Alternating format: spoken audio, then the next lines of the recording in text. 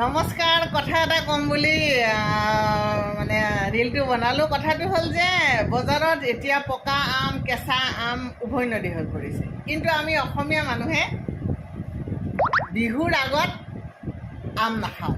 বিহুত আমাৰ কোৱা হয়, এটা আমাৰ লোকবিশ্বাস এটা আছে যে আমৰ মানে অসোজ এটা আম যেতিয়া গছৰ ডালিত হয়, সেইটো লাহে লাহে ডাঙৰ হয় আৰু সেই আমৰ অসোজ যাব বিহুৰ দিনা। সেইদিনাখন আমি আমৰ কলি বা বটি গা ধুম আৰু তাৰ পিছতহে আমি আম খাম। তাৰ আগত আম খালে বেমাৰ হয় বুলি কয়, কলেৰা বেমাৰটো যে সেই বেমাৰ হয় বুলি কয়। গতিকে আমি তাৰমানে এটা লোকবিশ্বাস চলি আছে। এতিয়াতো আৰু ধৰক বিজ্ঞানৰ যুগ, আপোনালোকে বিশ্বাস কৰে বা কোনোবাই বিশ্বাস কৰে নকৰে সেইটো বেলেগ কথা, কিন্তু যিটো লোকবিশ্বাস আমাৰ সমাজত চলি আছে যে আম আমি বহাগ বিহুৰ আগত